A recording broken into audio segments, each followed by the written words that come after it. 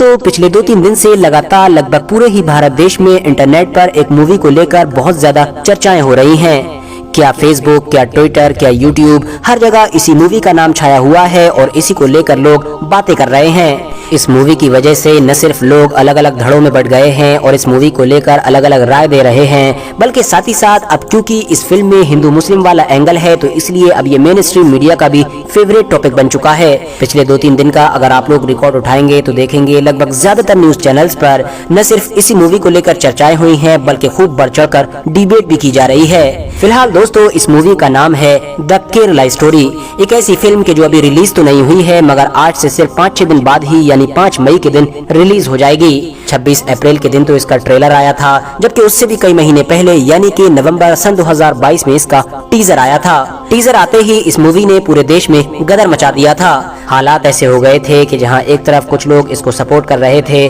तो वहीं दूसरी तरफ बहुत सारे लोग खुलकर इसके विरोध में भी आ गए थे। आपको जानकर हैरानी होगी कि उसी वक्त ही तमिलनाडु के बहुत सारे जर्नलिस्ट ने मिलकर बाकायदा ऊपर से ये मांग की थी कि जल्द से जल्द इस नई आने वाली फिल्म को बैन किया जाए, क्योंकि ये फिल्म न सिर्फ मिस इन्फॉर्मेशन फैलाती है यानी कि गलत जानकारी देती है बल्कि ये समाज के लिए भी खतरा है। इतना ही नहीं, उसी वक्त केरला के एक एमपी ने विधानसभा में इस मूवी को लेकर मुद्दा उठाया था और कहा था कि इसको जल्द से जल्द बैन करना चाहिए, क्योंकि उन एमपी का भी यही मानना था कि ये मूवी एक प्रोपेगेंडा और झूठ है कि जो देश के लोगों को बांटने के लिए और खास तौर से केरला के लोगों को अलग थलग करने के लिए बनाई गई है। वर्थ नोटिसिंग बात तो ये है कि उसी वक्त यानी सन 2022 के लास्ट में केरला के डीजीपी ने बकायदा पुलिस को ये ऑर्डर दिया था कि वो इसके खिलाफ एफआईआर करें। यही वजह थी कि इस मूवी के और इस मूवी को बनाने वाले लोगों के खिलाफ उसी वक्त एफआईआर भी कर दी गई थी। फिलहाल दोस्तों वक्त गुजरता गया और फिर कई महीने गुजरने के बाद यानी कि फाइनली 26 अप्रैल के दिन इस मूवी का टीजर के बाद ट्रेलर भी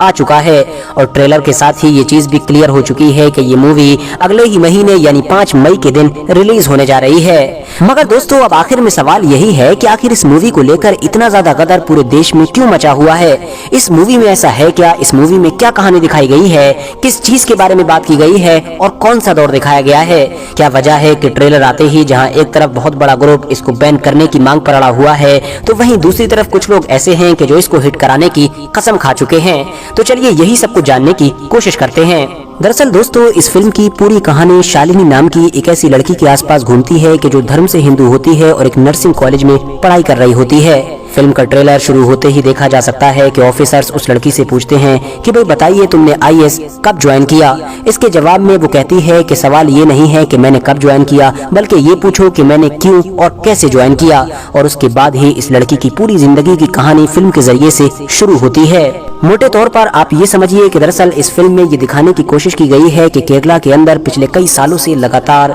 हिंदू लड़कियों को टारगेट किया जा रहा है और उनको टारगेट पर लेकर बाकायदा पहले मुस्लिम लड़कियां बहला फुसलाकर उनका धर्म बदलवाती हैं, मुस्लिम लड़कों से दोस्ती करवाती हैं और फिर वो उनकी शादी भी करवा देती हैं। इस तरह से उनको न सिर्फ बड़ी तेजी के साथ हिंदू से मुस्लिम ही बनाया जा रहा है बल्कि मुस्लिम बनाने के बाद उनको सीरिया और इराक जैसे इलाकों में भेजा जाता है जहाँ पर उनको न चाहते हुए भी आईएस जैसी एक बड़ी टेररिस्ट ऑर्गेनाइजेशन को ज्वाइन करना होता है। फिल्म में दिखाई गई शालिनी नाम की लड़की की कहानी भी कुछ इसी तरह की है और फिल्म में ये दिखाने की कोशिश की गई है कि एक लड़की के जो पहले आम हिंदू फैमिली से हुआ करती थी और अच्छे खासे कॉलेज में पढ़ाई करती थी, किस तरह से जब वो मुस्लिम फ्रेंड से मिलना शुरू हुई तो उसकी जिंदगी में बदलाव आया और वो बदलाव इतना आगे तक पहुंच गया कि एक वक्त ऐसा आया कि उसने न सिर्फ एक मुस्लिम लड़के से शादी की और शालिनी से फातिमा बन गई और उसने फातिमा बनने के बाद आईएस जैसे एक बड़े आतंकवादी संगठन को भी ज्वाइन कर लिया। आप में से जितने भी लोगों ने ऑलरेडी नवंबर में आने वाला इस मूवी का टीजर देख रखा है तो वो अच्छी तरह से जानते होंगे कि टीजर शुरू होते ही दिखाया जाता है कि जो मूवी की एक्ट्रेस है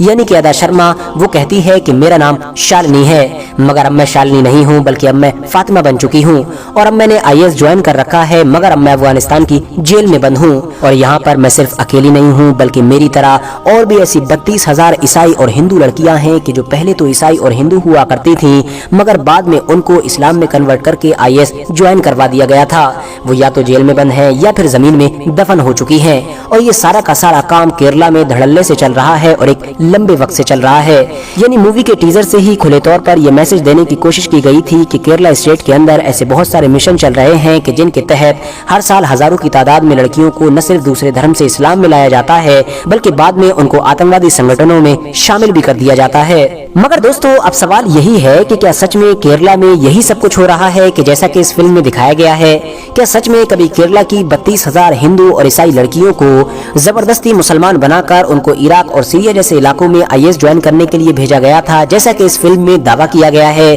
तो मैं आप लोगों को बता दूं कि जब मैंने इस चीज के बारे में छानबीन करने की कोशिश की तो सबसे पहले मुझको द फेस्टिवल ऑफ भारत नाम का एक यूट्यूब चैनल मिला, जिस चैनल पर इस मूवी के डायरेक्टर यानी जिस इंसान ने इस मूवी को बनाया है उसका इंटरव्यू मौजूद है। इस इंसान का नाम है सुदीप तोसेन। इस इंटरव्यू में मूवी के डायरेक्टर से पूछा गया कि भाई आप लोग इतने धड़ल्ले से ये दावा कर रहे हैं कि केरला में 32,000 लड़कियों को जबरदस्ती आईएस ज्वाइन करवाया गया था इस्लाम धर्म अपनाने के बाद, तो आखिर आप लोगों के पास ये 32,000 वाला आंकड़ा आया कहां से? इसके जवाब में शुरू में तो डायरेक्टर ने ये कहा कि दरअसल ये आंकड़ा मेरा नहीं बल्कि ओमन चांडी का है। ओमन चांडी दरअसल किसी दौर में केरला के सीएम हुआ करते थे। डायरेक्टर ने कहा कि सन 2010 में उस वक्त के केरल के सीएम यानी कि ओमन चांडी ने विधानसभा में एक रिपोर्ट रखी थी, जिसमें उन्होंने बताया था कि हर साल लगभग 2800 से 3200 लड़कियां इस्लाम धर्म अपना रही हैं। बस इससे अगले 10 सालों का अगर हिसाब लगा लिया जाए तो ये आंकड़ा 30 से 32,000 हो जाता है, और इसी हिसाब से हमने 32,000 का आंकड़ा बनाकर अपनी मूवी बना डाली।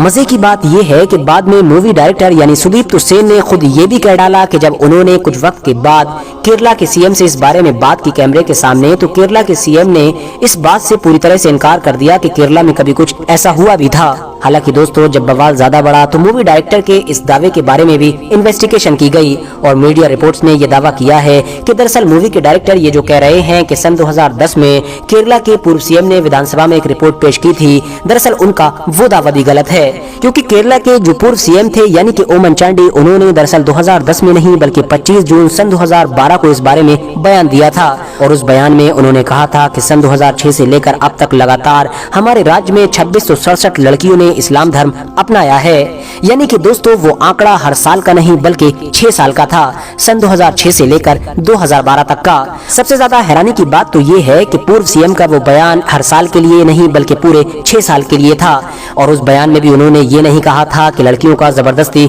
धर्म परिवर्तन करवाया गया है, बल्कि जाहिर है हर इंसान अपनी मर्जी से भी तो अलग अलग इलाकों में अपने धर्मों को बदलता रहता है। इसके अलावा खासतौर से लड़कियों की आईएस ज्वाइन करने वाली बात को लेकर जो जोर दिया जा रहा है और जिस टॉपिक पर पूरी मूवी को ही बना दिया गया है, उस बारे में तो केरला के पूर्व सीएम ने कोई बात की ही नहीं थी। यानी आसान लफ्जों में आप ये समझ सकते हैं कि ये जो 32,000 का टैग लगाया गया है, ये दरअसल सिर्फ और सिर्फ मार्केटिंग के लिए है, वरना इसके पीछे कोई भी ऐसा प्रूफ मौजूद नहीं है कि जो इसको सच साबित कर सके। शायद यही वजह है कि आप लोग जितने भी ऐसे इंटरव्यूज देखेंगे कि जिसमें इस फिल्म से जुड़े हुए लोगों से जब भी ये सवाल पूछा जा रहा है कि भाई आप लोगों ने ये जो इतना बड़ा दावा किया है, इसके पीछे आप लोग कोई सबूत भी तो दीजिए, तो सबूत देने की बजाय वो लोग बात को इधर उधर घुमाते हुए नजर आ रहे हैं। फिलहाल अब अगर बात कर लूं मैं अपने सबूतों की कि भाई मैं भी तो जब इन सारे दावों को झूठा करार दे रहा हूं तो मेरे पास सबूत कहां से आए, तो दोस्तों आप लोगों को इस वक्त इंटरनेट पर अलग अलग मीडिया संस्थान के ऐसे बहुत सारे आर्टिकल्स मिल जाएंगे कि जो ऑलरेडी इन सारे दावों की पड़ताल कर चुके हैं और इनको